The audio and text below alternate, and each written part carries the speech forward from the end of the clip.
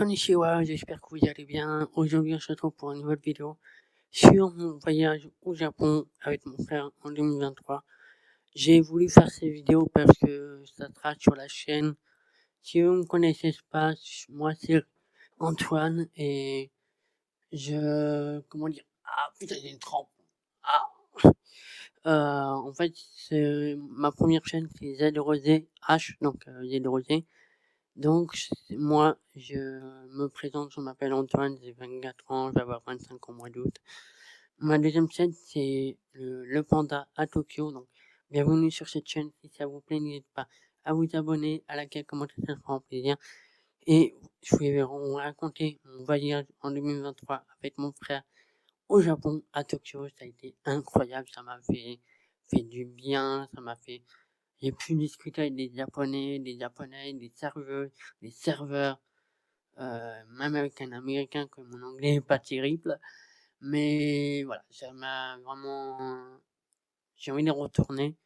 Là, je suis en train d'économiser pour retourner et peut-être vivre là-bas parce que, comme vous dis, la France, je connais pas assez la France, mais mon avenir de France m'intéresse pas. Moi, franchement, ça m'intéresse pas du tout en France, de vivre en France. Parce que depuis que j'étais au Japon, j'ai envie de retourner, donc ça c'est normal, et voilà. Et donc voilà, je vais raconter mon voyage au Japon, donc c'est parti. Premier jour, j'étais chez mon frère, chez lui, on préparait les valises et tout pour partir à Paris. On n'habite pas à Paris, on habite en Normandie. Et en Normandie, il fait beau, des fois il pleut, des fois il fait beau, il pleut, bref, Normandie c'est ça. Et du coup, le soir à peu près 17h, 18h, on est parti de Normandie à Paris-Saint-Lazare. Arrivé à Saint-Lazare, on a mangé Burger King. Et après Burger King, on a été prendre un billet pour justement pour prendre le bus pour aller à Charles de Gaulle, donc à l'aéroport de Charles de Gaulle.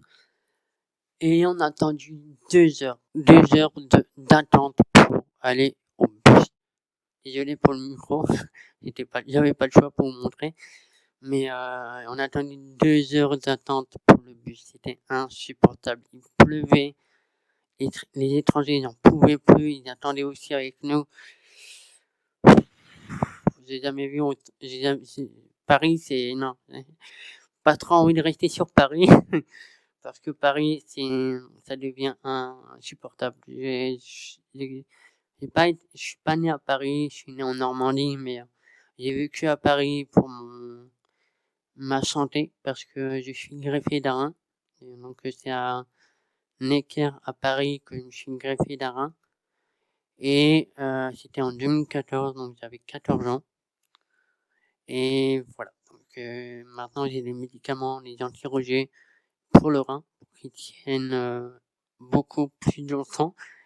Et voilà, j'ai une cicatrice en bas, mais je ne veux pas vous la montrer. Donc voilà, le rein il est devant, et tout va bien, les examens, tout va bien. Donc voilà, donc on arrive à Charles de Gaulle, on prend un hôtel, on dort, on mange à l'hôtel, et je prends une douche et on dort tranquillement jusqu'à 5-6 heures du matin pour déjeuner à 7h et à 8h30. Et après, à 9h, 10h, 11h, on arrive à l'aéroport. On passe les douanes, tout se passe bien. Pardon, excusez-moi. Tout se passe bien. On attend l'avion, on débarque. Et c'est là où j'ai pas eu peur de l'avion, parce que je m'en fous. Si je crache, je crache, malheureusement, je meurs. Mais j'ai pas très peur de l'avion. Même si c'était la première fois que j'ai pris un avion, j'ai pas eu peur. Donc j'étais tranquille. Et on a volé pendant 13 heures parce que c'est très, très loin les gars, c'est très, très loin. On a volé 13 heures, ça m'a un peu ennuyé dans l'avion. J'ai essayé de regarder des films qui sortaient au cinéma, mais il y avait pas un film que je voulais regarder, c'était Five Nights at Freddy's et il était pas encore sorti sur l'avion. Donc il y avait aussi par contre j'ai vu Mario 2 3 fois. Non, 2 fois Mario. Mario Super, bref, vous m'avez compris, c'était en 2023. Ils ont sorti ça sur l'avion, je l'ai regardé à l'avion, je l'ai regardé au cinéma. Mario, franchement, c'était incroyable. C'était incroyable. Et du coup, je voulais regarder encore et voilà. On arrive à Tokyo, donc à l'aéroport de Tokyo, et on prend le taxi pour aller à l'hôtel. Le problème que je me suis endormi dans le taxi jusqu'à l'arrivée parce que mon frère m'a donné mes médicaments, des anti-rosés, mais j'avais des médicaments pour calmer, parce qu'il m'énervait énormément, beaucoup même. Et j'ai pris des médicaments pour me calmer, même si je suis pas énervé, c'est juste que voilà, comme ça. Et c'est là où j'étais un peu fatigué, donc je me suis endormi dans la voiture au taxi jusqu'à aller à l'hôtel à Tokyo. Et ensuite, on arrive à Tokyo, il est 14 heures. On peut pas aller à l'hôtel, on peut pas aller dans la chambre parce que c'était pas ouvert. On a laissé les valises à l'hôtel. On a été se promener entre, je sais plus comment on pouvait dire ça, mais je me souviens plus d'où on s'est promené avant de retourner à l'hôtel.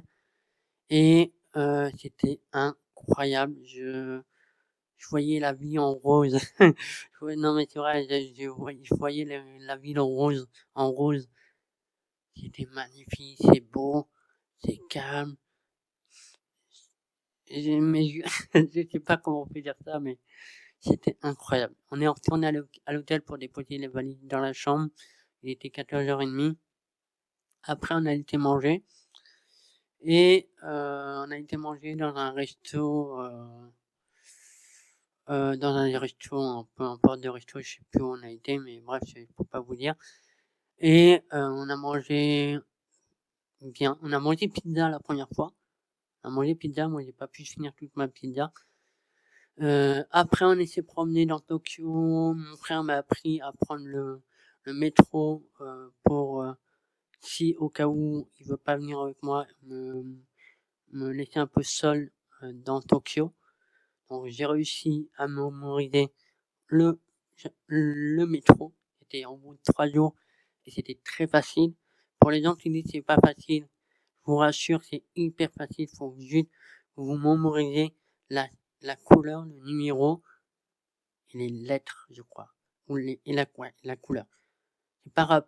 Si vous, comment dire ça? Vous lisez les stations, là, ça peut être compliqué. Mais je vous conseille de regarder la couleur, le numéro et les lettres qui est affiché pour aller quelque part. Si ton hôtel c'est un A3, bah tu mémorises la station A3 pour aller ailleurs, comme par exemple H2, c'est un exemple. Hein. Et si tu veux retourner à l'hôtel, bah tu juste à mémoriser A3. Voilà, c'est comme ça, c'est très facile. J'ai appris au bout de 3 mois, parce que là, n'importe quoi. 3 jours, j'ai mémorisé et c'était hyper facile après. C'était très très facile. Et voilà. Après le soir, on a été au resto à côté de mon hôtel. Et c'est là où, les gars, c'est mon style de fille, les asiatiques, les gars, c'est vraiment mon style de fille. Et là, j'ai croisé une japonaise, c'était incroyable. Franchement, incroyable. Et j'ai arrêté par regarder, j'ai regardé mon frère, j'ai regardé la japonaise, j'ai regardé mon frère, j'ai regardé ma japonaise. Et c'est là où j'ai commencé à essayer de parler à la serveuse. Vous verrez ça après, mais j'étais une fois tout seul au resto, là où il y a la serveuse, où j'ai mangé avec mon frère le choix. Vous verrez ça après. on mange, après on mange, on retourne à l'hôtel, on dort. Lendemain, on retourne même au resto. Et c'est là où j'ai commencé à dire Kimiwa, qui est danais, à la serveuse. Et ça veut dire vous êtes vraiment belle en japonais. Et elle m'a dit merci en anglais avec un petit sourire un peu très gentil, on va dire, très, très touchant. Et mon frère a vu la scène, il m'a dit à mes parents, il a dit à mes parents de dire oh, c'est très mignon, il a avoué ses sentiments à une japonaise, tu vois. Ils étaient tellement gênés parce que les gars, quand j'ai dit Kimiwa qui est danais, j'ai dit comme ça. Excuse me, Kimiwa, j'étais comme ça, j'étais tellement gêné à parler japonais. Et elle a compris quand même, elle a été très gentille vers moi. Elle a pas pris mal, donc tant mieux. Et du coup, ça m'a touché énormément. Et là, mon frère a voulu me laisser un peu tout seul pour me débrouiller un petit peu tout seul. L'après-midi, j'étais un peu le soir, j'étais un peu à Shibuya avant d'aller au resto. J'étais un peu à Shibuya, mais le problème, quand j'étais à Shibuya tout seul, j'étais tellement perdu que je me suis dit non, je vais rentrer à l'hôtel. Et ça m'a fait vraiment peur parce qu'il y avait énormément de monde et il y avait beaucoup de sorties. Et je savais pas où aller, donc j'étais obligé de retourner à l'hôtel. J'avais trop peur. Désolé les gars, mais quand tu vas à un endroit que tu connais pas et tu essaies de trouver la bonne sortie, non, ça fait trop peur les gars, ça fait trop peur. Quand tu as l'habitude d'y aller, ça va. Mais quand tu n'as pas l'habitude, quand tu vas tous les 10 ans, ou un truc comme ça, c'est un exemple, hein, tous les 10 ans, 15 ou 10 ans pour le Japon, c'est pas facile. Franchement, c'est pas facile à rester comme ça. Et donc, du coup, je suis retourné à l'hôtel. Et le soir, je suis allé au resto. Et c'est là où j'ai commencé à parler à la serveuse après mon repas. Après mon repas, j'ai essayé de leur dire à la, j'ai essayé de leur, j'ai essayé de leur dire, comment on peut dire ça? J'ai essayé de dire est-ce que vous voulez boire un verre, est-ce que vous voulez discuter un petit peu et tout. Et elle m'a dit, malheureusement, elle travaillait en plein temps, donc elle pouvait pas quitter le travail comme ça. Et je lui ai dit en japonais que je voulais essayer de faire boire un coup avec elle, pas pour boire à la gueule, au contraire, une boire un coup, discuter en anglais et tout, même si mon anglais est pas terrible. Elle m'a dit malheureusement elle pouvait pas parce qu'elle travaillait. Et j'ai dit quel âge elle avait à peu près mon âge, 26-27 ans. Moi je vais avoir 25 au mois d'août. Et aussi j'ai essayé de parler avec elle un petit peu avant que les clients arrivent. On a réussi, mais sans plus. Et j'ai voulu essayer de la demander son numéro de téléphone, mais j'ai oublié 2 fois, mais vraiment 2 fois. Je suis vraiment un débile. J'aurais pu avoir son numéro, discuter avec elle, même si on est très loin de France à Tokyo, c'est un peu compliqué, mais j'ai voulu essayer, j'ai pas réussi, j'ai totalement oublié 2 fois. Et du coup, ça m'a un peu, pas m'ont découragé, mais j'ai quand même pu discuter avec elle. Ça m'a fait plaisir, ça l'a fait plaisir qu'il y ait un Français qui la drague et tout et tout. Et bon, ça m'a fait plaisir, ça l'a fait plaisir, on a discuté un petit peu, voilà.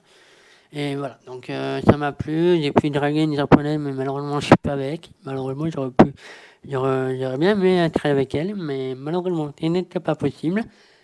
Mais c'est pas grave, voilà, donc mon voyage au Japon c'était incroyable. Et un dernier truc, on va faire très court. En fait, mon frère était malade au dernier jour de voyage, donc j'ai dû me débrouiller tout seul. Donc j'étais à McDo tout seul, c'était même près de mon hôtel aussi. Et j'ai dû aussi aller en combiné pour aller chercher un sandwich parce que j'avais faim. faim l'après-midi et mon frère était pas bien. Et après, c'est tout. On est rentré en France. Maintenant, je fais chier mes parents pour retourner au Japon. Et maintenant, j'essaie des économies pour essayer de repartir au Japon. Alors, je sais pas si je peux y arriver tout seul parce que je suis pas assez autonome. Et voilà, donc je verrai par moi-même, je vais voir si je serai partir au Japon. Mais cette chaîne-là sera que pour le Japon. J'essaierai de faire de mon mieux de vous parler du Japon avant de repartir au Japon. Donc voilà, donc j'espère que la vidéo vous aura plu, c'est un peu longue. Je vais vous laisser sur ça et j'espère que ça vous plaira. Et je vous souhaite une bonne vidéo. Merci d'avoir regardé cette vidéo. Et à la prochaine, c'était Roger. Roger, le panda à Tokyo, c'était Roger. Peace.